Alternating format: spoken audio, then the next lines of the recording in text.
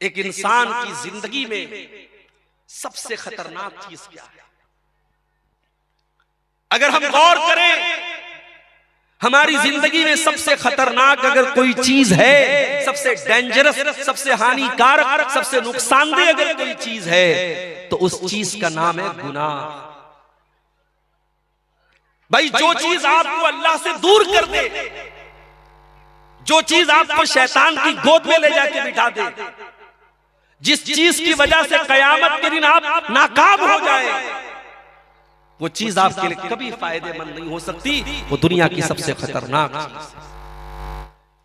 इसीलिए अल्लाह ताला कुरान में कहता है, ज़हरल फसादु फिल बर्रि वल बहरि बिमा कसबत अयदीन नास। मेरे बंदो, खुशकी के अंदर, तरी के अंदर, जमीन के ऊपर और समंदर के अंदर जहां पर भी तुमको फसाद नजर आ रहा है, जहां पर भी तुमको बिगाड़ नजर आ रहा है, जहां पर भी तुमको तबाही नजर आ रही है, बिमा कसबत अयदीन नास, ये लोगों के करतूतों का नतीजा है, ये लोगों के गुनाहों का नतीजा है, ये लोगों की बदअमालियों का नतीजा है। और आगे अल्लाह क्या कहता है, लियुज़ीक़हुम बादल्लज़ी अमिलू।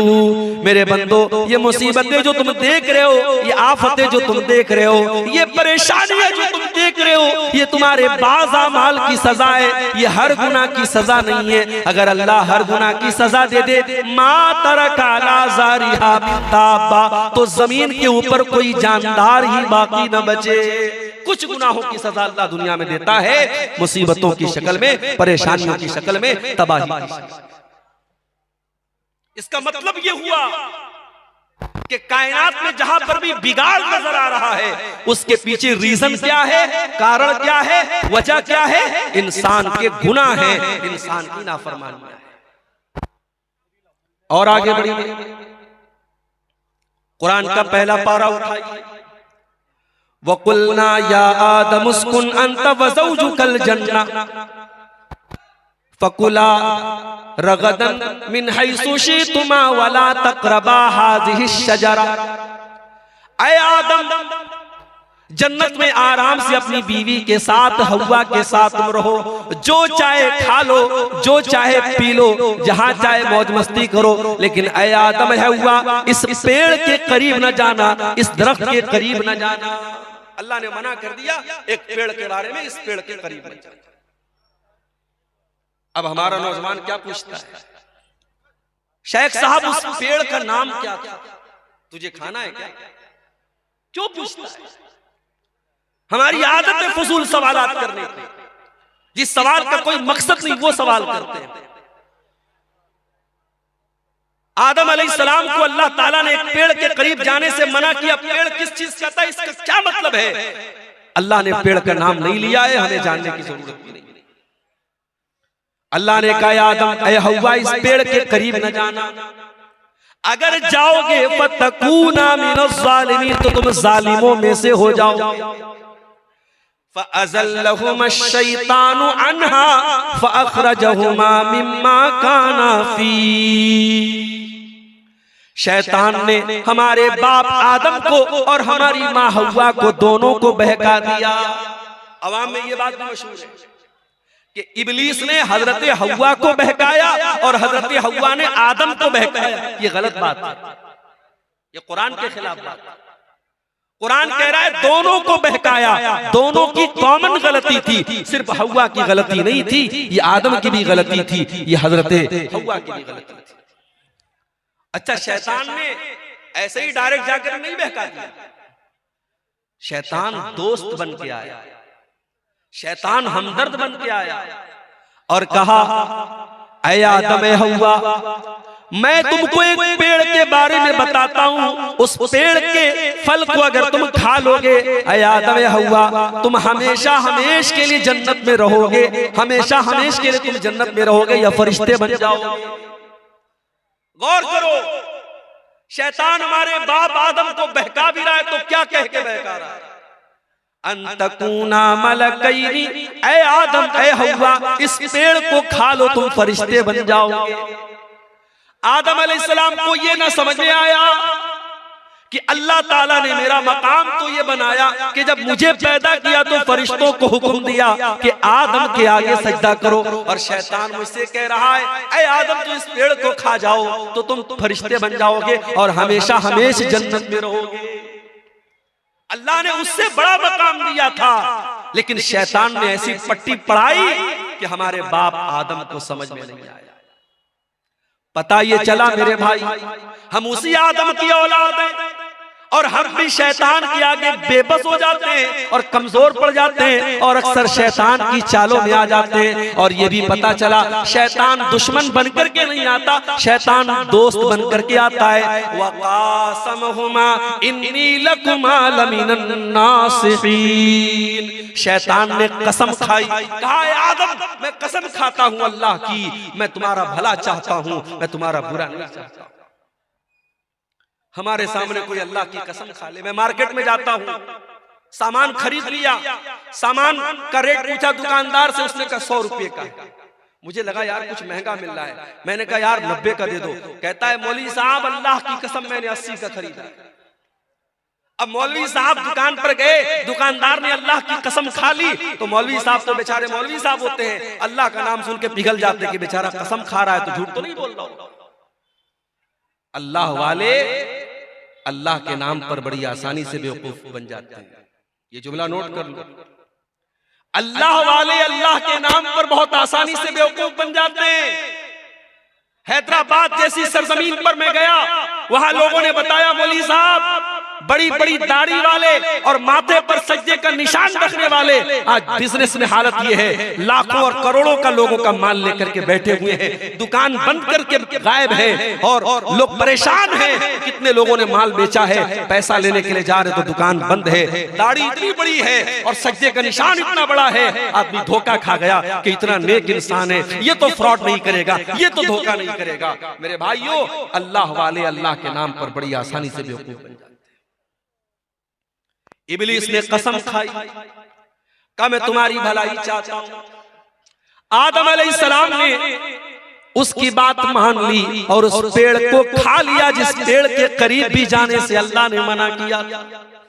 अच्छा, अल्लाह ने ये नहीं कहा मत खाओ, अल्लाह ने ये भी नहीं कहा आदम फल मत तोड़ो, अल्लाह ने कहा फल के करीब भी मत जाओ। आप कहीं देखते होंगे जहां इलेक्ट्रिक पोल होता है और वहां पे करंट और पावर होता है तो उस पे लिखा रहता है खतरा, बड़े बड़े दो उसमें खोपड़ी बनी रहती है और 2 हड्डियां बनी रहती है और बीच में लिखा रहता है खतरा, ताकि आदमी दूर से अलर्ट हो जाए कि इसमें खतरा है। जिस गुनाह के बारे में अल्लाह कह दे करीब मत जाओ, उसके करीब भी नहीं जाना चाहिए। मेरे नौजवान साथियों, आज समाज में ज़िनाकारी और बदकारी आम होती चली जा रही है और आज मोबाइल का इस्तेमाल ज़िनाकारी के एक आले के तौर पर हो रहा है। आज मोबाइल पर होने वाली एक चैटिंग कहां पर जाके खत्म होती है कोई नहीं जानता। आज कितने ज़िना के वाक़यात हुए जिसकी शुरुआत एक मिस कॉल से होती है, एक रॉन्ग नंबर से आई हुई कॉल से होती है, एक गलत नंबर से आए हुए मैसेज से होती है। मेरे प्यारे भाइयों, इसीलिए अल्लाह कुरान में जब ज़िना का नाम लेता है तो ये नहीं कहता है कि ज़िना मत करो, अल्लाह फरमाता है वला तक़रबुज़्ज़िना इन्नहु काना फ़ाहिशतन व साअ सबीला। मेरे बंदो, तुम ज़िना के करीब भी न जाना, ये बड़ा गंदा काम है। अल्लाह ने करीब भी जाने से, और इसीलिए मर्दों से कहा गया जब चलो रास्ते में तो अपनी निगाहों को झुका कर चलो। औरतों से कहा गया जब घर से निकलो तो पर्दे में निकलो। अपने घर में अपने भाई के सामने, अपने बाप के सामने, अपने महरम रिश्तेदार के सामने भी औरत से कहा गया वल यज़रिबन बिखुमुरिहिन्ना अला जुयूबिहिन्ना, अपने दुपट्टे को अपने सीने पर रखो, अपने सीने को खुला मत रखो। क्यों मेरे भाई? इसलिए कि कुरान हमें ज़िना के करीब भी जाने से मना। इंडिया की हुकूमत ने इजाजत दे दी, इंडिया से कोई औरत अगर हज करने जाना चाहती है, उम्रा करने जाना चाहती है, उसे किसी मर्द की जरूरत नहीं है, वो अकेली जा सकती है, उसे किसी महरम की जरूरत नहीं है। मगर आप किसी आलिम से फतवा जाके पूछो, कटिहार का इलाका है, मौलाना रहमतुल्लाह साहब बड़े आलिम है, शेख इनामुल हक मदनी साहब बड़े आलिम, आप जाके पूछो कि शेख साहब औरत उम्रा करने जाना चाहती है, उसका कोई महरम रिश्तेदार नहीं है, क्या कर सकती है? उलमा जवाब देंगे नहीं कर सकती है। क्यों? आज के दौर में कोई पुराने जमाने की तरह सफर नहीं हो रहा रहा है, घोड़े पे सफर नहीं हो रहा है, ऊंट पे सफर नहीं हो रहा है, फ्लाइट का सफर है। बागडोगरा और कलकत्ता से आप फ्लाइट पकड़े और डायरेक्ट आप सऊदी अरब पहुंच जाए, रियाद पहुंच जाए, 4 घंटे में आप सऊदी अरब पहुंच जाए। आज के दौर में तो कोई खतरा नहीं है, मगर उलमा जवाब यही देंगे कि ये कुरान, ये नबी का हुक्म है, ये शरीयत का हुक्म है, हमें इसमें मंतिक नहीं लगाना है, हमें इसमें लॉजिक नहीं लगाना है। औरत को अगर उम्रा करना है, हज करना है, तो उसका कोई महरम रिश्तेदार होना चाहिए या उसका शौहर होना चाहिए। मेरे प्यारे साथियों, क्यों इस्लाम ने ये हुक्म दिया? इसलिए कि इस्लाम जिना के करीब भी जाने से हमें मना करता है। अल्लाह ने कहा था, आदम तुम इस पेड़ के करीब भी ना जाना। शैतान ने बहकाया और आदम अलैहिस्सलाम ने और उनकी बीवी हव्वा ने, दोनों ने उस पेड़ को खा लिया, उसके फल को खा लिया।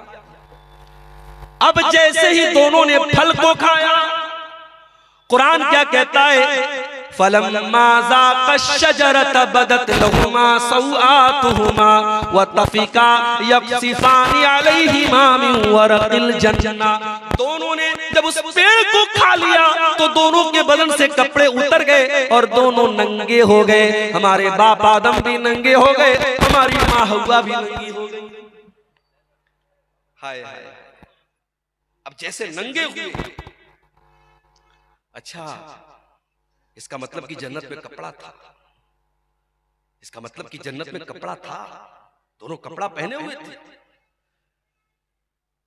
कपड़े उतर गए, दोनों नंगे हो गए। अब नंगा रहना उनको पसंद नहीं है। कुरान कहता है दोनों अपने आप को कवर करने लगे, ढांपने लगे। जन्नत के जो पेड़ पौधे थे उसके पत्तों से अपनी शर्मगाह को ढांपने लगे। पता ये चला कि नंगा रहने वाला और नंगी रहने वाली औरत ये हजरत आदम की औलाद में से कहलाने की हकदार नहीं है। आदम का कल्चर ये नहीं है, ये हव्वा का कल्चर नहीं कि नंगा रहा जाए। आज चले जाओ, आपके इंडिया की बात कर रहा हूं, आप गोवा में चले जाओ, गोवा में चले जाओ, समंदर के बीच पर जवान जवान औरतें पूरे जिस्म को नंगा करके धूप खा रही हैं और दुनिया कहती है साहब ये बड़े मॉडर्न लोग हैं, बड़े ये तरक्की याफ्ता लोग हैं। मैं थूकता हूं ऐसी तरक्की पर, मैं थूकता हूं ऐसी तहजीब पर, मैं थूकता हूं ऐसे कल्चर पर। ये आदम का कल्चर नहीं है, ये हव्वा का कल्चर नहीं है। मेरे बाप आदम और मेरी माँ हव्वा के बदन से जब कपड़ा उतरा, दोनों को शर्म महसूस हुई और दोनों ने अपनी शर्मगाह को कवर किया, अपने आप को कवर किया, अपने आप को ढांका। अब अल्लाह ने कहा, ऐ आदम मैंने तुमको मना किया था, ऐ हव्वा मैंने तुमको मना किया था उस पेड़ के करीब न जाना, तुमने पेड़ को क्यों खाया? ऐ आदम, ऐ हव्वा तुमने बहुत गलत काम किया। मैंने बताया था शैतान तुम्हारा बहुत बड़ा दुश्मन है, फिर भी तुम शैतान की चाल में। अब हजरत आदम को एहसास हुआ, हजरत हव्वा को एहसास हुआ कि हमसे गलती तो बहुत बड़ी। अब दोनों ने अल्लाह की बारगाह में हाथ उठाया। क़ाला रब्बना ज़लमना अनफुसना व इल्लम तग़फिर लना व तरहमना लनकूनन्ना मिनल ख़ासिरीन। दोनों ने पुकारा, ऐ हमारे परवरदिगार, हमने ये गलती करके अपने ऊपर बहुत बड़ा जुल्म कर लिया, बहुत बड़ा अत्याचार कर लिया। एक नुक्ता बताओ, एक पॉइंट बताओ, कोई गुनाह करने वाला किसी और पर जुल्म नहीं करता है, सबसे पहले वो अपने ऊपर जुल्म करता है। जो हराम काम करता है, जो जिना करता है, जो शराब पीता है, जो जुआ खेलता है, जो नमाज नहीं पढ़ता है, जो अल्लाह को नाराज करने वाला कोई भी काम करता है, वो सबसे पहले अपने ऊपर अत्याचार करता है, अपने आप को हलाकत में डालता है। हमारे बाप आदम की दुआ हमें ये सबक दे रही है, रब्बना ज़लमना अनफुसना, ऐ हमारे परवरदिगार हमने अपने जान के ऊपर जुल्म किया है, व इल्लम तग़फिर लना व तरहमना, और ऐ अल्लाह अगर तूने हमें माफ न किया और तूने हमको नहीं बख्शा, तूने हम पर रहम न किया, लनकूनन्ना मिनल खासिरीन, ऐ अल्लाह हमसे ज्यादा खसारे वाला, हमसे ज्यादा नुकसान वाला कोई नहीं होगा। अल्लाह ने तौबा कबूल की। देखो गलती तो इब्लीस ने भी की थी। अल्लाह ने इब्लीस से कहा था आदम को सजदा करो, इब्लीस ने कहा मैं नहीं करूंगा। इब्लीस ने सजदा नहीं किया। गलती इब्लीस ने भी की, गलती आदम ने भी की। मगर इब्लीस का तरीका यह है कि गलती करके ढिठाई करो, चोरी करके सीना जोरी करो, गुनाह करके गुनाह की दलील दो। और आदम का तरीका यह है, गुनाह हो जाए, गलती हो जाए, खता हो जाए, अल्लाह से माफी मांग लो। मेरे भाइयों, अब जो आदम की औलाद है, जो आदम से अपना रिश्ता जोड़ता है, उससे अगर कभी गुनाह हो जाए तो वो तौबा कर ले। इसीलिए अल्लाह के प्यारे नबी फरमाते हैं, कुल्लु बनी आदम खत्ताउन व खैरुल खत्ताइन अत-तव्वाबून। ऐ आदम की औलाद, तुम सबके सब गुनहगार हो, तुम सबके सब खताकार हो। आदम का हर बेटा खताकार है, हव्वा की हर बेटी खताकार है। अगर कोई कहता है साहब, मौलवी साहब मैंने आज तक कभी कोई गुनाह नहीं किया है, झूठ बोल रहा है। कोई ये दावा कर ही नहीं सकता उसने कभी कोई गुनाह नहीं किया। हर इंसान के दामन पे कुछ न कुछ धब्बे जरूर है मेरे भाई। ये अलग बात है, किसी के धब्बे नजर आते हैं और कोई चमकीला कपड़ा पहन के और व्हाइट कलर का कुर्ता पहन के और बेहतरीन टोपी लगा के निकलता है, उसका कपड़ा और उसका उजला कपड़ा उसके दामन के स्याह उसके कारनामों को छुपा लेता है। मगर दामन सबका गंदा है मेरे प्यारे भाइयों। अल्लाह के नबी कह रहे हैं, आदम के तमाम बेटे खताकार हैं, लेकिन हाँ, सबसे बेहतरीन खताकार वो है अत-तव्वाबून, जो खूब तौबा करता हो, जो खूब अल्लाह से माफी मांगता हो। मेरे प्यारे साथियों, गुनाह हो सकता है, गुनाह करने के बाद इंसान को तौबा कर लेनी चाहिए। जानते हो, गुनाहों की वजह से दुनिया में जितनी कौमें तबाह हुई, सब गुनाह की वजह से। कौमें आद का नाम सुना है?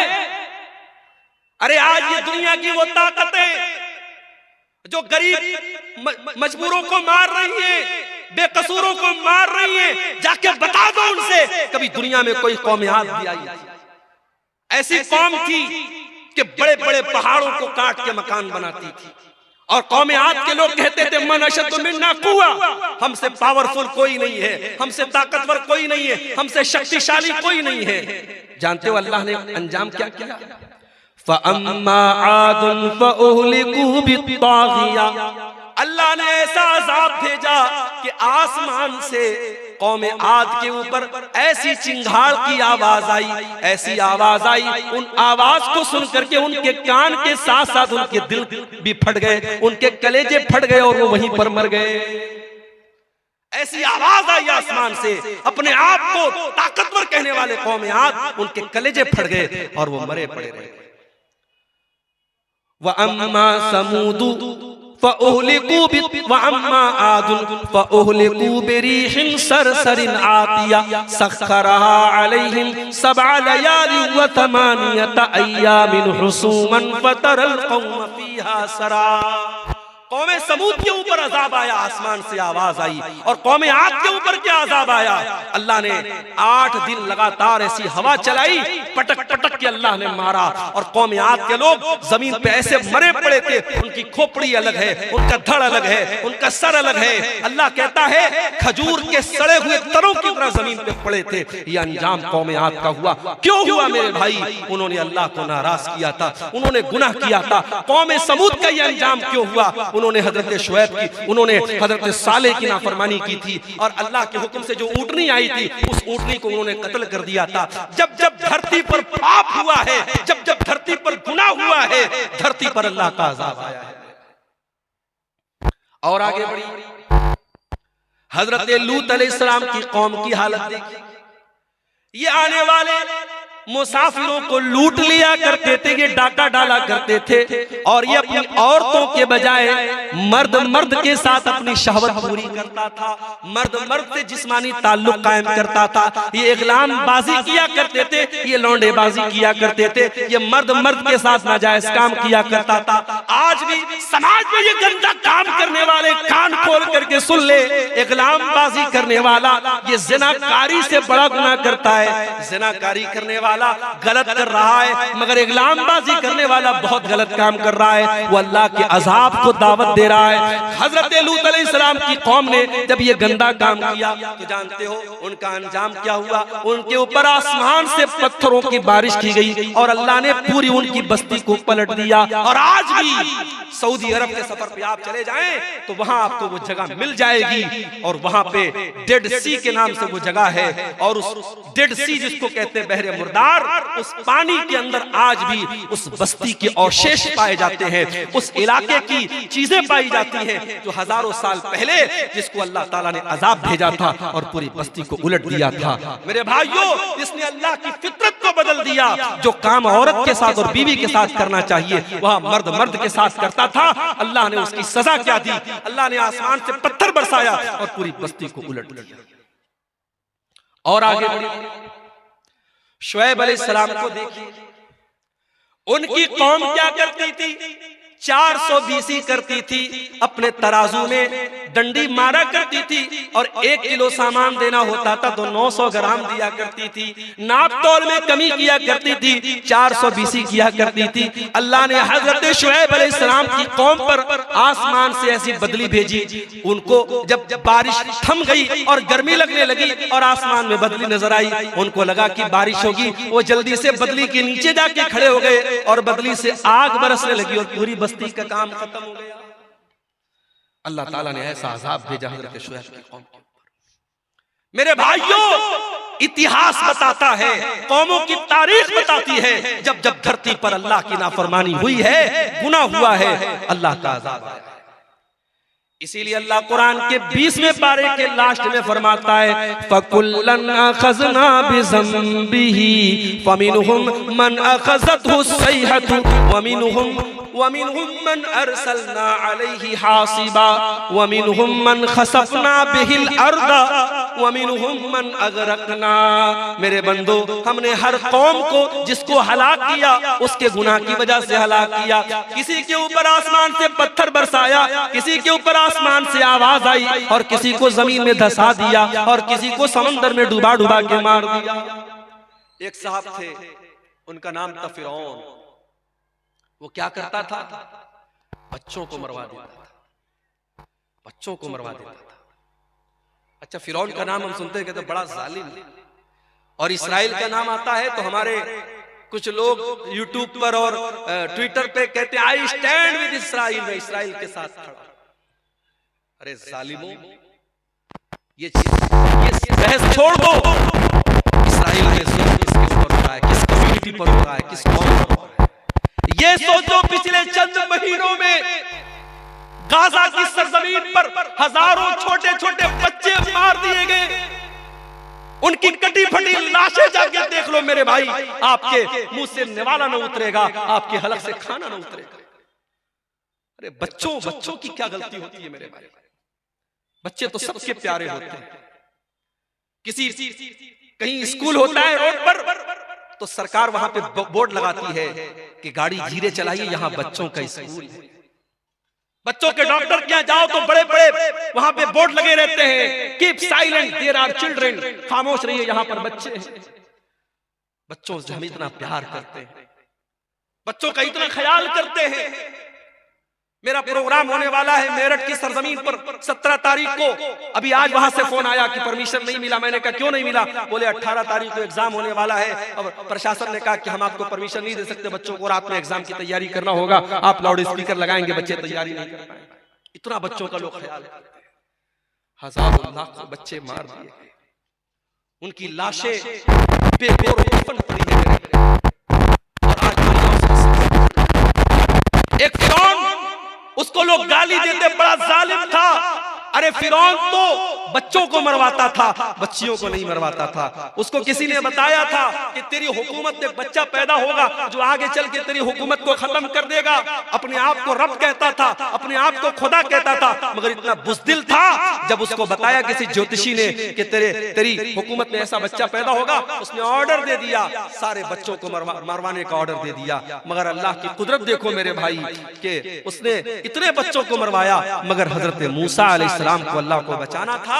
अल्लाह ने कैसे बचाया, लंबा वाकया है, मैं आपको उधर नहीं लेके नहीं जाना चाहता हूं। किस तरीके से फिरौन के महल में और फिरौन के पैसे से हजरत मूसा की परवरिश होती है। और यही फिरौन जब मूसा अलैहिस्सलाम उससे आके कहते हैं कि ऐ फिरौन, मैं अल्लाह का रसूल हूं, मैं रब्बुल आलमीन का रसूल हूं, तो फिरौन अल्लाह का मजाक उड़ाता है, कहता है वमा रब्बुल आलमीन, ऐ मूसा कौन रब्बुल आलमीन?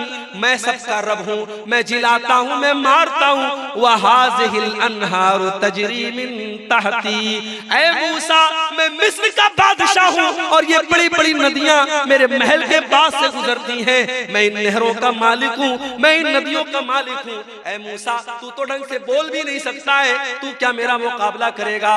ऐ मूसा कौन है तेरा अल्लाह? ऐ हामान जल्दी से सीढ़ी लाओ, मैं चढ़ के देखूं कि मूसा का रब क्या कर रहा है, मूसा का अल्लाह क्या कर रहा है। उसने अल्लाह का मजाक उड़ाया, उसने मूसा के रब का मजाक उड़ाया। अल्लाह ने अंजाम क्या किया? उसी फिरौन को जो अपनी हुकूमत पर बड़ा नाश किया करता था, अल्लाह ने पानी में डुबो डुबो करके मार दिया।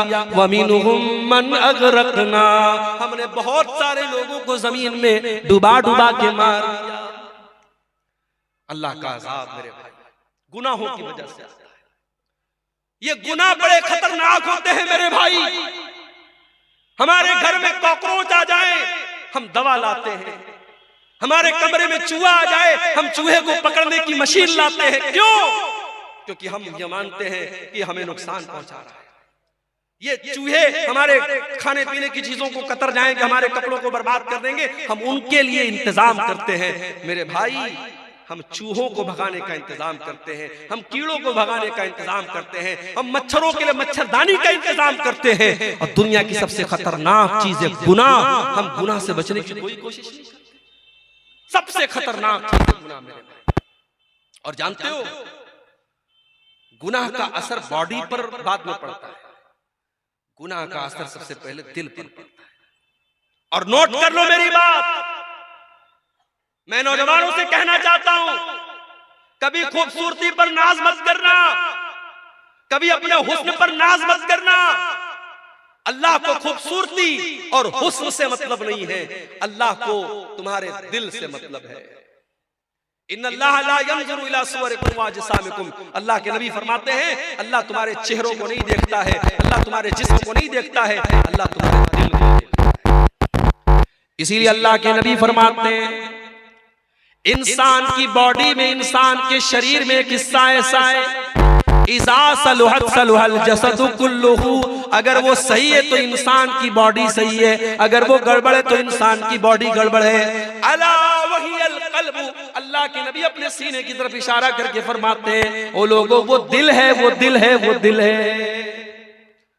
दिल का दुरुस्त होना बड़ा, कयामत के दिन अल्लाह ये नहीं पूछेगा तुम फेयर एंड लवली लगाते थे कि नहीं लगाते थे, फेयर एंड हैंडसम लगाते थे कि नहीं लगाते थे, तुम फेस वॉश से अपना मुंह धुलते थे कि नहीं धुलते थे, मेरी बहनों तुम कितनी देर मेकअप करती थी आईने के सामने खड़े होकर के। अल्लाह ये नहीं पूछेगा, अल्लाह क्या तो दिल देखा जाए।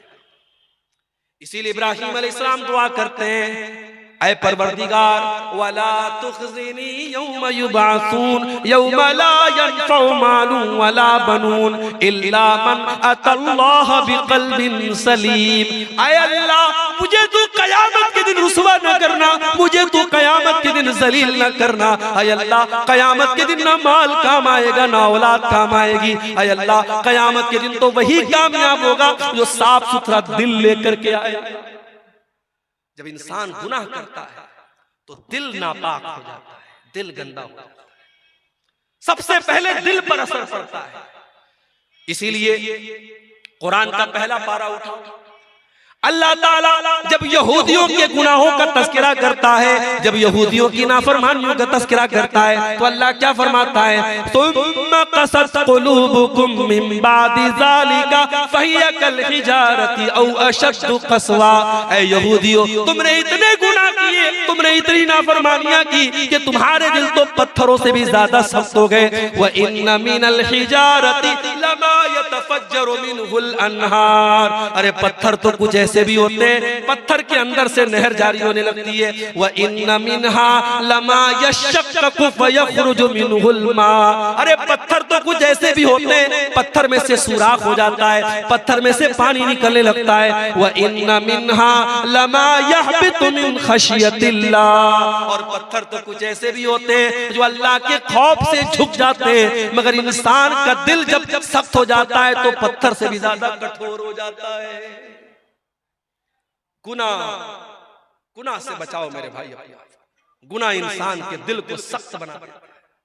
और याद रखो, जब गुनाह करते करते इंसान का दिल सख्त हो जाता है, फिर अब्दुल गफ्फार साहब 1.5 घंटे तकरीर करें, मौलाना जर्जी साहब 2 घंटे तकरीर कर ले, मौलाना मेराज रब्बानी साहब 3 घंटे तकरीर कर ले, कोई दुनिया का बड़ा से बड़ा आलिम आ जाए और तकरीरें करता रहे, दिल की दुनिया नहीं बदलती है, क्योंकि दिल काला हो चुका है। मेरे प्यारे अल्लाह के प्यारे नबी फरमाते हैं, जब बंदा कोई गुनाह करता है, नुकितत फी क़ल्बिही नुक्ततुन सौदा, उसके दिल के ऊपर एक काले रंग का धब्बा डाल दिया जाता है, उसके दिल पर एक काले रंग का धब्बा पड़ जाता है। अगर बंदा तौबा कर लेता है और माफी मांग लेता है अल्लाह ताला से, अल्लाह उस धब्बे को इरेज कर देता है, उसे मिटा देता है, उसे साफ कर देता है। लेकिन अगर बंदा दोबारा गुनाह करता है, एक और धब्बा उसके दिल पे डाल दिया जाता है। जब गुनाह पर गुनाह करता चला जाता है, हत्ता कल्बहू, यहाँ तक के पूरा का पूरा दिल काला हो जाता है। और जब दिल काला हो जाता है तो अल्लाह के नबी फरमाते हैं, फिर दिल के ऊपर एक कवर चढ़ जाता है, एक लेयर चढ़ जाती है, और ये वही लेयर है जिसका तज़किरा कुरान के 30वें पारे में अल्लाह फरमाता है, कल्ला बल रान अला कुलूबिहिम मा कानू यक्सिबून। मेरे बंदो, तुम्हारे गुनाहों की वजह से तुम्हारे दिलों के ऊपर पर्दा पड़ जाता है। गुनाहों से अपने हाथ को बचाओ मेरे भाई। और जानते हो, गुनाह का एक नुकसान और है, गुनाह करने से इंसान की रोजी रोटी पर भी असर पड़ता है। दुकान अच्छी नहीं चल रही है, कारोबार में मंदी हो रही है, जो बिजनेस में हाथ लगा रहे हो बिजनेस सही तरीके से नहीं चल रहा है, जरा गौर कर लेना, जरा जायजा ले लेना, जरा ध्यान देना, कहीं कोई गुनाह तो नहीं कर रहे हो, रात में बैठ के शराब तो नहीं पी रहे हो, कहीं ज़िनाकारी में तो नहीं लगे हो, किसी नाजायज लड़की के साथ कहीं नाजायज ताल्लुक तो नहीं कायम करके रखा है, कहीं मोबाइल पर किसी से गंदी चीजें तो नहीं शेयर कर रहे हो। अगर कोई गुनाह कर रहे हो तो आपकी रोजी रोटी पर भी उसका असर पड़ेगा। अल्लाह कुरान में कहता है, ज़रबल्लाहु मसलन क़रियतन कानत आमिनतन मुतमइन्नतन यातीहा रिज़्क़ुहा रग़दन मिन कुल्लि मकान। अल्लाह ताला मिसाल दे रहा है एक बस्ती की। बस्ती बड़े चैन से, बड़े अमन से रहा करती थी, और बस्ती वाले चैन से खाते पीते थे। फ़अज़ाक़हल्लाहु लिबासल जूइ वल ख़ौफ़ि बिमा कानू यस्नऊन। जब बस्ती वालों ने गुनाह करना शुरू किया, अल्लाह ने रोजी रोटी का रास्ता बंद कर दिया और उस बस्ती के लोग भूखे मरने लगे। आप कहते हैं मौलवी साहब हमारे यहाँ सैलाब आ जाता है, बाढ़ आ जाती है, खेती बर्बाद हो जाती है। कुरान कहता है जरा अपने अमाल का जायजा ले, जरा अपने करतूतों का जायजा ले। जब तू गुनाह करेगा तो तेरी रोजी रोटी पर भी असर पड़ेगा। अब यहाँ एक सवाल पैदा हुआ, शेख साहब हमारे गांव में एक ब्याज खोर आदमी ब्याज का धंधा करता है, बड़ा पैसा कमा रहा है, बड़े मकान बना रखे उसने, बड़ा नाम है उसका, फॉर्च्यूनर लेके चलता है, मर्सिडीज लेके चलता है, कटिहार से गुजरता है, लोग सलाम करते हैं। आप तो कह रहे गुनाह करने से रोजी रोटी बंद हो जाती है, उसकी रोजी रोटी तो बहुत अच्छी चल रही है। आइए इसका भी जवाब दे देते हैं। अल्लाह के नबी फरमाते हैं, मुस्नद अहमद की सही रिवायत है, जब तुम देखो कि किसी की रोजी रोटी अच्छी चल रही है और वो गुनाह पर गुनाह किए जा रहा है, तो तुम उससे धोखा न खाना।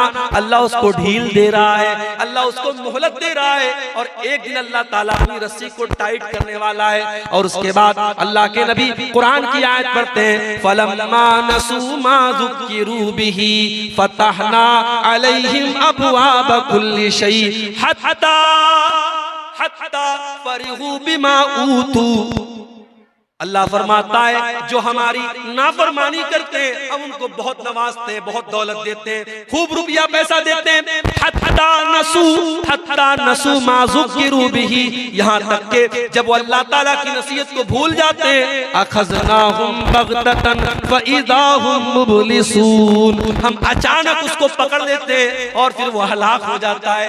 मेरे भाई अल्लाह की पकड़ बड़ी खतरनाक है, अल्लाह की पकड़ बड़ी सख्त है। अगर गुनाह के बावजूद आपकी रोजी रोटी अच्छी चल रही है, आपके बच्चे तंदुरुस्त हैं, आपका मकान अच्छा है, आपका कारोबार अच्छा है, तो धोखे में न पड़े रहना। जब अल्लाह की पकड़ आएगी तो भागने का रास्ता नहीं मिलेगा। और आगे गुनाह का एक नुकसान और होता है मेरे भाई, गुनाह करने वाला जब गुनाह करता है तो अल्लाह तबारक व तआला उसे जलील करता है। गुनाह करने वाले को अल्लाह ताला जलील करता है, आज नहीं तो कल वो जलील होगा। गुनाह करने वाला इज्जत नहीं पा सकता। आप पूछेंगे मौलवी साहब इसकी दलील क्या है? दलील आप सबको याद होगी, दुआए कुनूत पढ़ते हो नहीं वितर की नमाज में? कितने लोगों को दुआए कुनूत याद है? जरा हाथ उठाओ तो देखूं भाई, सेमापुर वालों को कितने लोगों को दुआए कुनूत याद है? माशाअल्लाह, एक आदमी ने हाथ उठाया। बंद करा दीजिए भाई साहब, जलसा कराना। अगर इतने जलसे कराने के बावजूद अगर आपको वितर में पढ़ी जाने वाली दुआए कुनूत याद नहीं है तो बहुत अफसोस की बात है। इसका मतलब कि हम खाली सर हिलाने के लिए जलसे में आते हैं, हमको तो दीन की बेसिक बात भी नहीं मालूम है, दुआए कुनूत याद नहीं है। अल्लाहुम्मा हदीनी फी मन हदैत व आफिनी फी मन आफैत व तवल्लनी फी मन तवल्लैत व बारिक ली फी मा आतैत व क़िनी शर्र मा क़दैत फ इन्नका तक़दी व ला युक़दा अलैक इन्नहु ला यज़िल्लु मन वालैत व ला यइज़्ज़ु मन आदैत तबारक रब्बना व तआलैत। बड़ी प्यारी दुआ है, इस दुआ के मतलब पर गौर करो। आए अल्लाह, तू मुझे हिदायत दे दे और मुझे उन लोगों में शामिल कर दे जिनको तूने हिदायत दी है। व आफिनी फी मन आफैत, आय अल्लाह मुझे तू आफियत दे दे, चैन दे दे, सुकून दे दे और उन लोगों में शामिल कर दे जिनको तूने आफियत दी है। व तवल्लनी फी मन तवल्लैत, और आय अल्लाह तू जिससे मोहब्बत करता है, तू जिसको दोस्त बनाता है, आय अल्लाह उन लोगों में तू मुझको भी शामिल कर दे। व बारिक ली फी मा आतैत, आय अल्लाह तूने जो दिया है उसमें तू मुझको बरकत दे दे। व क़िनी शर्र मा क़ज़ैत, और अल्लाह जो तू फैसला करता है अपने फैसले में कोई अगर ऐसा फैसला है जो मेरे हक में बुरा है, ऐ अल्लाह तू उससे बचा ले। फ़इन्नका तक़दी व ला युक़ज़ा अलैक, ऐ अल्लाह सबका फैसला तू करता है, तेरा फैसला कोई नहीं कर सकता है। इन्नहु ला यज़िल्लु मन वालैत, ऐ अल्लाह तू जिससे दोस्ती कर ले, तू जिससे मोहब्बत कर ले, ऐ अल्लाह वो इंसान कभी जलील नहीं हो सकता। वला यइज़्ज़ु मन आदैत, और अल्लाह तू जिसको दुश्मन बना ले वो कभी दुनिया में इज्जत नहीं पा सकता। गुनाह करने वाला जलील होता है। वमन युहिनिल्लाहु फमा लहु मिन मुकरिम, अल्लाह ताला जिसको जलील कर दे उसे दुनिया में कोई इज्जत देने वाला नहीं है। गुनाह की वजह से इंसान जलील होता है। गुनाह का एक नुकसान और है, गुनाह करने वाले की जिंदगी में पैसा आ सकता है, दौलत आ सकती है, शोहरत आ सकती है, नाम कमा सकता है, मगर सुकून कभी नहीं आ सकता। वो दौलत कमाएगा फिर भी रातों में उसको नींद नहीं आएगी, उसके बच्चे उसके नाफरमान हो जाएंगे, उसकी बीवी उससे बेवफाई करेगी, उसके घर में दौलत होगी, शोहरत होगी, सब कुछ होगा, मगर चैन और सुकून नहीं होगा। इसीलिए अल्लाह कुरान में कहता है वमन आरज़ा अन ज़िक्री फ़इन्न लहू मईशतन ज़न्का, ओ लोगों जो मेरे जिक्र से मुंह मोड़ेगा, जो मेरी शरीयत को छोड़ देगा, हम उसकी जिंदगी से सुकून को खत्म कर देंगे। व नहशुरुहु यौमल क़ियामति आमा, और क़यामत के दिन हम उसको अंधा बना करके उठाएंगे। क़ाला रब्बि लिमा हशरतनी आमा, वो बंदा कहेगा अल्लाह तू मुझको अंधा बना के क्यों उठा रहा है, मैं तो दुनिया में अच्छा भला देखा करता था। अल्लाह फरमाएगा क़ाला कज़ालिका अततका आयातुना फनसीतहा व कज़ालिकल यौम तुनसा, अल्लाह फरमाएगा मेरे बंदे मेरी आयतें तेरे सामने पढ़ी जाती थी, तू देख करके अनदेखा कर देता था, तू अंधा बन जाता था, तू मुझको भूल गया, मैं तुझको भूल गया। तो गुनाह करने से सुकून खत्म होता है। और एक बड़ा खतरनाक पॉइंट बता रहा हूं, नोट कर लो, गुनाह का एक बहुत बड़ा नुकसान बता रहा हूं।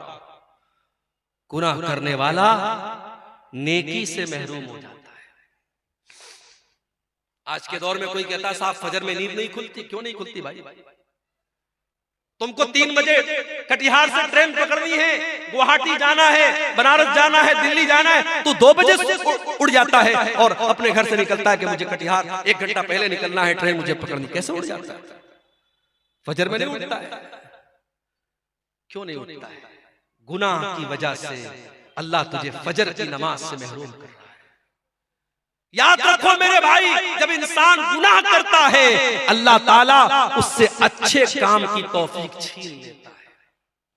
और बड़े पॉइंट की बात बता रहा हूं, अगर अल्लाह ताला आपसे अच्छा काम ले रहा है, मस्जिदों में आप पैसा दे रहे हैं, मदरसों में आप चंदा दे रहे हैं, उलमा के ऊपर आप खर्च कर रहे हैं, दीन के ऊपर आप खर्च कर रहे हैं, किताबें छपवा के बांट रहे हैं, गरीबों की मदद कर रहे हैं, तो अल्लाह का शुक्र अदा कीजिए। अल्लाह आपसे काम ले रहा है, ये सबके बस की बात नहीं है। अल्लाह आपसे अपने दीन का काम ले रहा है।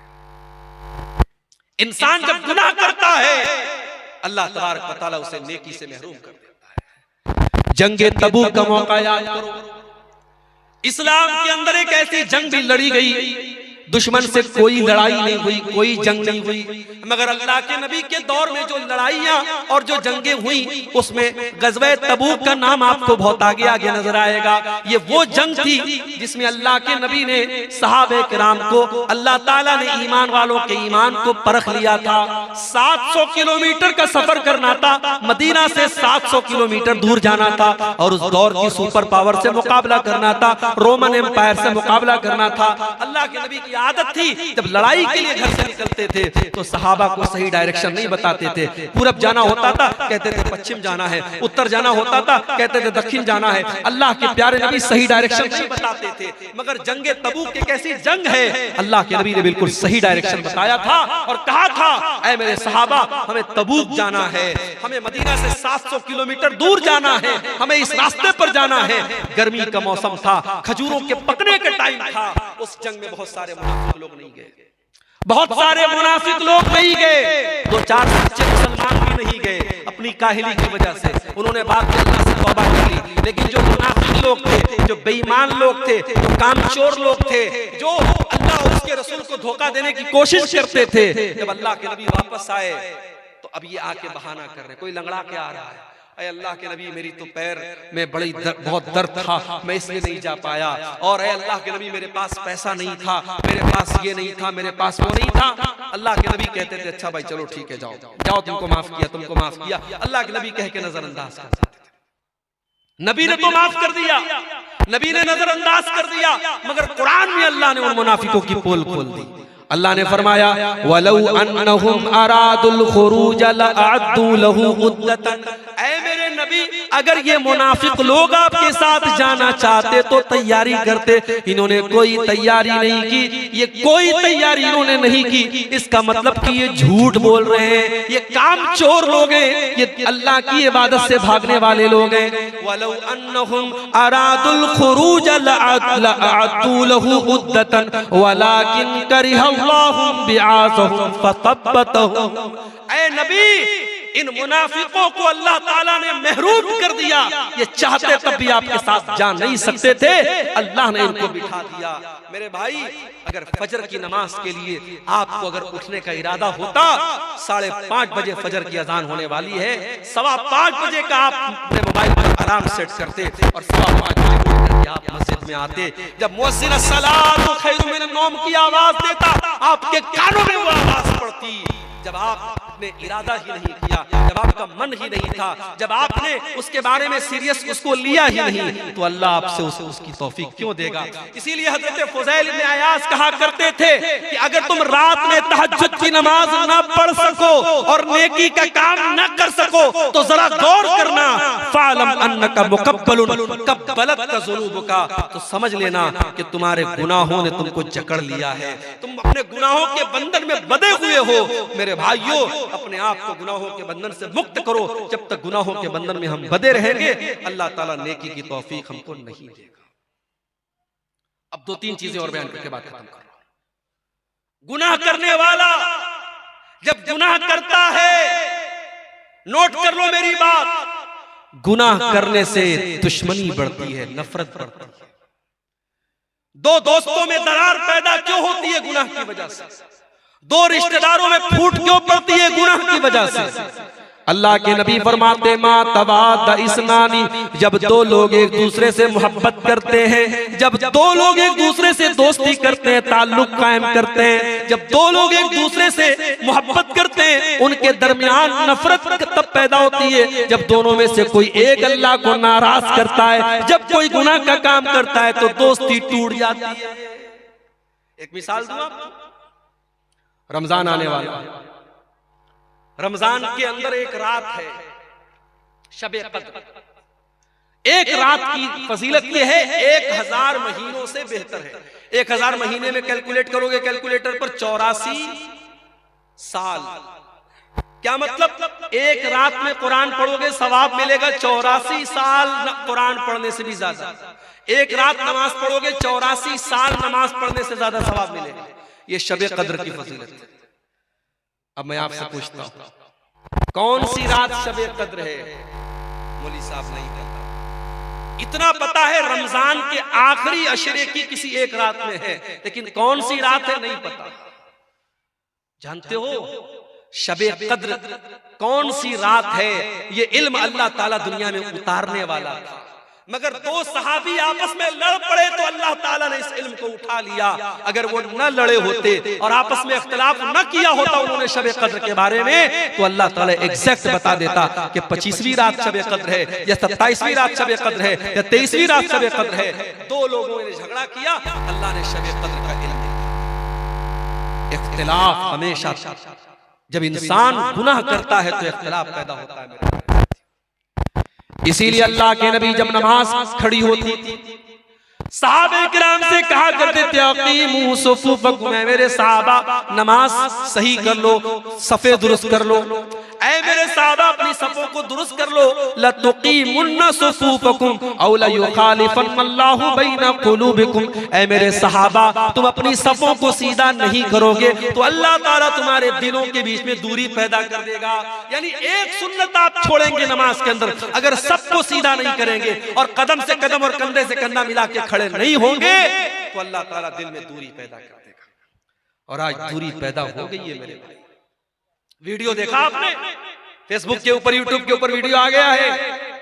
एक मुसलमान को चंद नौजवान पकड़ते हैं, जैसे आजकल बहुत सारे मुसलमानों को मॉब लिंचिंग के लिए पकड़ के उनसे नारे लगवाए जाते हैं। एक मुसलमान को पकड़ के कहते हैं तू बता आला हजरत को मानता है कि नहीं मानता है, तू बता तू फला फला को काफिर मानता है कि नहीं मानता है। उसके मुंह से जबरदस्ती ये नारा निकलवाते हैं और तब उसे जाने देते हैं ये मुसलमान मुसलमान के साथ कर रहा है। एक मसलक का आलिम गिरफ्तार होता है दूसरे मसलक का, कि लोग खुशी मनाते हैं कि चलो अच्छा हुआ दूसरे मसलक का आलिम गिरफ्तार। लगेगी आग तो घर और भी आएंगे जद में, यहां पे सिर्फ हमारा मकान थोड़ी है मेरे भाई। जब नफरत की आग लगेगी तो दूसरों के घर भी जलेंगे, सिर्फ एक इंसान का घर नहीं जलेगा। अगर आज जमात अहले हदीस का कोई आलिम अगर मुसीबत में है और दूसरे मसलक के लोग खुशी मना रहे साहब चलो अहले हदीसों का मौलवी गिरफ्तार हो गया और मुसीबत में फंस गया, तो आज हमने देखा अभी हाल में मामला पेश आया। मुफ्ती सलमान अजहरी साहब जो है मुंबई के बरेलवी मसलक के आलिम हैं, हमारा उनसे अकीदे का इख्तिलाफ है, मसलक का इख्तिलाफ है, लेकिन वो अपनी जगह है। लेकिन बहरहाल वो मुसलमानों के एक जमात के आलिम हैं। उनको अभी जूनागढ़ के अंदर उन्होंने एक बयान में एक शेर पढ़ा था, उस शेर की वजह से उनको अरेस्ट कर लिया पुलिस ने। हालांकि जमानत मिल गई है, फिलहाल वो रिहा हो गए, लेकिन अभी केस चल रहा है। मेरे भाइयों ये हालात है। डॉक्टर जाकिर नायक के ऊपर मसाइल आए, मुसीबतें आई, आज वो बेचारे इंडिया के बाहर हैं। उनको लेकर के कितने लोगों ने बड़ी खुशी मनाई कि चलो भाई डॉक्टर जाकिर नायक अरेस्ट हो गए, बाहर चले गए और इंडिया से बाहर चले गए, लोगों ने खुशी मनाई। उनका इदारा बंद हो गया, उनका स्कूल बंद हो गया, उनका चैनल बैन कर दिया, लोगों ने खुशी मनाई थी। मेरे प्यारे साथियों, ये आपस में नफरत और अदावत क्यों पैदा होती है? जब इंसान गुनाह करता है, गुनाहों की वजह से इंसान के दिल में दूरियां पैदा। और जानते हो एक नुकसान और है गुनाह का। जब इंसान गुनाह करता है तो उसके बीवी और बच्चों के अखलाक पर भी असर पड़ता है। बच्चे नाफरमान क्यों हैं? बीवी नाफरमान क्यों है? कभी गौर करना। बाप गुटखा खा रहा है, बाप बीड़ी पी रहा है, बाप सिगरेट पी रहा है, बाप शराब पी रहा है और ये उम्मीद करता है मेरा बेटा पांचों टाइम का नमाजी हो सकता है, पॉसिबल है। लेकिन अगर बाप अगर बदचलन है तो औलाद भी बदचलन होगी। अगर माँ बदचलन है तो बेटियां भी बदचलन होगी। माँ बाप का असर पड़ता है बच्चों के ऊपर। इसलिए अगर चाहते हो हमारे बच्चे सही हो जाएं, हमारी बेटियां सही हो जाएं, तो अपने अखलाक और किरदार को हमें अच्छा बनाना पड़ेगा। जब तक हम गुनाहों से नहीं बचेंगे, हमारी औलाद की अल्लाह ताला उनकी इस्लाह नहीं करेगा। इसीलिए कुरान हमसे ये कहता है अपनी औलाद को भी जहन्नम की आग से बचाने की फिक्र करो और अपने आप को भी जहन्नम की आग से बचाने की फिक्र करो। या अय्युहल्लज़ीना आमनू कू अनफुसकुम व अहलीकुम नारा, ऐ ईमान वालों अपने आप को और अपने घर वालों को जहन्नम की आग से बचाओ। अब ये तो हो गए गुनाहों के नुकसानात। अब तकरीर का आखिरी पॉइंट कि वो क्या तरीका है जिससे हम गुनाहों से बच जाएं। क्या ऐसा करें हम कि हम गुनाहों से बच जाएं। कुरान हमें तरीका बताता है। अक़िमिस सलाता तरफ़इन नहारी व ज़ुलफ़म मिनल लैल, नमाज कायम करो दिन के दोनों किनारे पर। फजर की नमाज भी कायम करो और मगरिब की नमाज भी कायम करो। दिन के दोनों किनारों पर नमाज कायम करो। व ज़ुलफ़म मिनल लैल, और रात के कुछ हिस्से में भी नमाज कायम करो, यानी इशा की नमाज भी पढ़ो। या 3 नमाजों का जिक्र हुआ, हालांकि नमाज 5 टाइम की। अल्लाह कह रहा है दिन के दोनों हिस्से पे नमाज कायम करो और रात के हिस्से में नमाज कायम करो। इन्नल हसनात युज़हिबुन सय्यिआत, क्योंकि नेकी करने से गुनाह मिट जाते हैं। जब आप नमाज की पाबंदी करेंगे ऑटोमेटिक बहुत सारे गुनाह। हमारे बहुत सारे नौजवान मैं जानता हूं, इंटरनेट का दौर है, मोबाइल पर गंदी चीजें देख रहे हैं, गंदी आदतों में पड़े हुए हैं। कभी कभी मेरे पास व्हाट्सएप पर ऐसे नौजवानों का मैसेज भी आता है, शेख साहब एक गंदी आदत में पड़ा हुआ, दुआ कर दीजिए मेरे लिए, अल्लाह की इस्लाह, मुझे कोई तरीका बता दीजिए। तरीका में कुरान का तरीका आपको बताता हूं। अक़िमिस सलाता इन्नस सलाता तन्हा अनिल फ़हशाई वल मुनकर, नमाज कायम करो, बेशक नमाज आपको बेहयाई से और बुराई से रोकेगी। बेहयाई और बुराई से नमाज रोकेगी मेरे भाई। जब आप नमाज की पाबंदी करेंगे ऑटोमेटिक बहुत सारी गंदगी से, आप शराब पीने वाला अगर शराब भी पी रहा है और नमाज भी पढ़ रहा है, दोनों एक साथ नहीं चल सकते। जब नमाज की पाबंदी करेगा तो शराब के अड्डे पर नहीं जाएगा। जब वो अपने दिल में ये तय कर लेगा ये 5 टाइम नमाज पढ़ना है, जब दोस्त लोग कहेंगे चलो शराब के अड्डे पे चलो, कहेगा नहीं यार शराब पी लूंगा तो ऐशा कैसे पढ़ूंगा, फजर कैसे पढ़ूंगा, शराब की आदत छूट जाएगी। मोबाइल पर गंदी चीजें देख करके अपने आप को जो इंसान नापाक कर लेता था, जब उसे इस बात की चिंता होगी मुझे सुबह फजर की नमाज पढ़नी है, वो मोबाइल को बंद कर देगा, अपने आप को दूर करेगा, नहीं मुझे फजर की नमाज पढ़नी है। अपने दिल में ये अहद कर लो मेरे नौजवान साथियों, अगर इस गंदगी से अपने आप को बचाना चाहते हो, अपने दिल में ये अहद कर लो मुझे नमाज की पाबंदी करना है।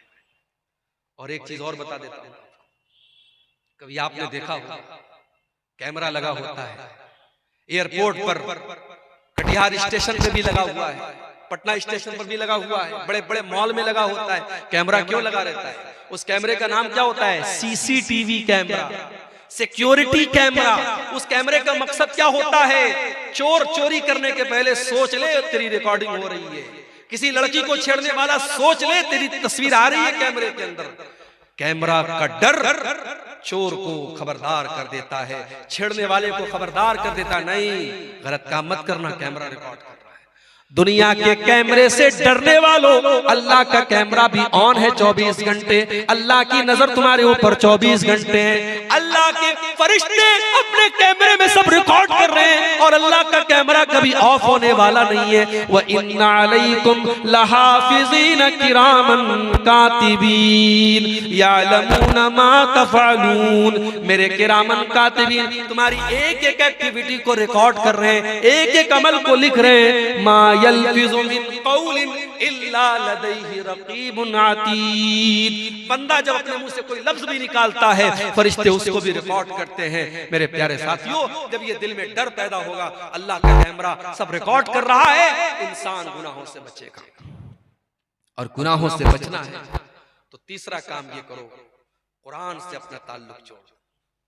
कुरान के अंदर ये कमाल है कि कुरान पढ़ने वाला जब कुरान से अपना ताल्लुक जोड़ता है, अल्लाह के कलाम का नूर उसे वनुनज़्ज़िलु मिनल कुरआनि मा हुवा शिफ़ाउन व रहमा। ये कुरान लोगों के लिए शिफा है और ये कुरान लोगों के लिए रहमत है। कुरान में बुखार का इलाज नहीं है, कुरान में जुकाम का इलाज नहीं है, कुरान में हमारी रूह की बीमारियों का इलाज है। कुरान हमारे रूह की जो बीमारियां होती है, जो गुनाहों की बीमारियां होती हैं, कुरान हमारी रूह की बीमारियों का इलाज करता है। कुरान की तिलावत पाबंदी से करो मेरे भाई। आज के दौर में तो मोबाइल मौजूद है, मोबाइल पर कुरान का ऐप डाउनलोड कर लो, डेली कोशिश करो आधा पारा, एक पारा, 1.5 पारा, 2 पारा, जितनी अल्लाह आपको तौफीक देता है, डेली कुरान की तिलावत करो, बहुत सारे गुनाहों से आप बचोगे। तीसरा काम बता रहा हूं, नोट करो, अस्सदक़तु तुत्फ़िउ ग़ज़ब रब। सदका खैरात करने से अल्लाह ताला की नाराजगी दूर होती है। अपनी आदत बना लो। ज़कात तो जो देना है 1 लाख रुपया अल्लाह ने मुझे दिया, मुझे 2,500 ज़कात देना है। 1 करोड़ दिया है, 2.5 लाख देना है, वो तो ज़कात है। सदका खैरात। नौकरी करने वाला एक अपने ऊपर पाबंदी कर ले। 50,000 रुपया नौकरी में तनख्वाह मिल रही है, 50,000 बहुत होता है, हर महीने 500 रुपया में सदका कर। ज़कात जो साल में देता हूँ अलग है, सदका करूंगा। दुकानदार है, दुकान पर डेली 1000 की बिक्री करता है, तय कर ले 1000 की बिक्री हो रही है, 50 रुपया रोज सदका करो।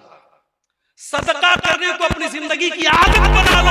और मैं अपना पर्सनल एक्सपीरियंस आपको बता रहा हूं, बहुत सारी मुसीबतों को अल्लाह टालेगा, बहुत सारे गुनाहों से बचाएगा, बहुत सारे एक्सीडेंट से अल्लाह ताला आपको बचाएगा।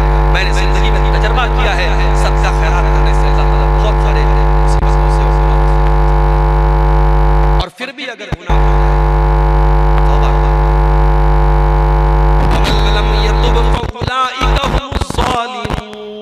जो तौबा नहीं करेगा वो बहुत बड़ा जालिम है। तौबा करने वाला जालिम नहीं है। तो लोग एक कहावत है कि सुबह का भूला शाम को लौट आए तो उसे भूला नहीं कहते। अगर कोई सुधर जाए तो लोग कहते हैं यार सुधर गया, मगर जो सुधर जाए, जो सच्ची तौबा कर ले, अल्लाह का कानून निराला है, अल्लाह की रहमत निराली है। जो सच्चे दिल से तौबा कर ले उसका अंजाम क्या होगा? फउलाइका युबद्दिलुल्लाहु सय्यिआतिहिम हसनात। जो सच्चे दिल से तौबा करेगा अल्लाह ताला उसके गुनाहों को नेकियों में बदल देगा। कल तक उसने जितने गुनाह किए हैं अल्लाह उसके गुनाहों को कन्वर्ट कर देगा नेकियों में, उसके नामे अमाल में नेकियां लिख दी जाएगी अगर सच्ची तौबा करेगा। और सच्ची तौबा किसको कहते हैं? ये आखिरी बात बता रहा हूं, इसको नोट कर लो और बात खत्म करते हैं। मैं भी बीमार हो गया, आज इत्तेफाक से मनिहारी घाट से कटिहार तक बाइक पर बैठ के आया, ठंडी ठंडी हवाएं चल रही थी, सर्दी का काफी असर हो गया। मुझे तो लगा कि तकरीर भी हो पाएगी कि नहीं हो पाएगी, लेकिन अल्लाह जज़ाए खैर दे, यहाँ के लोगों ने दवा वगैरह खिलाई और विक्स वगैरह की भाप लेके मैं आया तो आपके सामने मैं तकरीर कर पाया हूँ। ये अल्लाह की तौफीक है मेरे भाई, और आप लोगों की मोहब्बत है कि मैंने आपके सामने इतनी बातें रख दी। ये आखिरी बात बयान करके खत्म कर रहा हूँ कि जब हम तौबा करें तो कुरान कहता है सिर्फ तौबा नहीं करना है, तूबू इलल्लाहि तौबतन नसूहा। सच्ची तौबा करना है। सच्ची तौबा कैसी होती है? नोट कर लो, सच्ची तौबा वो होती है जिसके अंदर 3 कंडीशन पाई जाती है। पहली कंडीशन ये है, आप जिस गुनाह से तौबा कर रहे हैं उस गुनाह को छोड़ दीजिए। शराबी तौबा करना चाहता है, शराब छोड़ दे। जानी तौबा करना चाहता है, जिना छोड़ दे। बेनमाजी तौबा करना चाहता है, नमाज पढ़ना शुरू कर दे। जिस गुनाह में आप मुब्तला है पहले उस गुनाह को छोड़ दीजिए, पहला काम। दूसरा काम, अपने गुनाह पर शर्मिंदगी, यार मैं गलत करता था, ऐसा नहीं करना चाहता, ये एहसास होना चाहिए। अगर ये एहसास है कि मैंने गलत किया तो ये तौबा की पहली सीढ़ी है। और अगर गुनाह पर ये एहसास भी नहीं है, आप गलत कर रहे हैं, किसी लड़की के साथ गलत आपने काम किया और आप अपने दोस्तों में फख्र के साथ बयान कर रहे हैं, तो ये ढिठाई है, ये चोरी और सीना जोरी है। और याद रखो, जो अपने गुनाहों पर इतराता है, गुनाहों पर ढिठाई करता है, अल्लाह ताला के उसकी मग़फ़िरत का चांस बहुत कम है। अल्लाह के नबी फरमाते हैं मेरी उम्मत में सबकी माफी हो सकती है मगर उसकी माफी नहीं होगी जो खुल्लम खुल्ला करेगा। तो पहला काम गुनाह को छोड़ दो, दूसरा काम गुनाह पर शर्मिंदा हो, और तीसरा काम क्या करना है? आइंदा फ्यूचर में, भविष्य में उस गुनाह को न करने का पक्का इरादा करना। इरादा, ये नहीं कि शाम को तौबा कर ली सुबह को फिर वही काम करने लगा, पक्का इरादा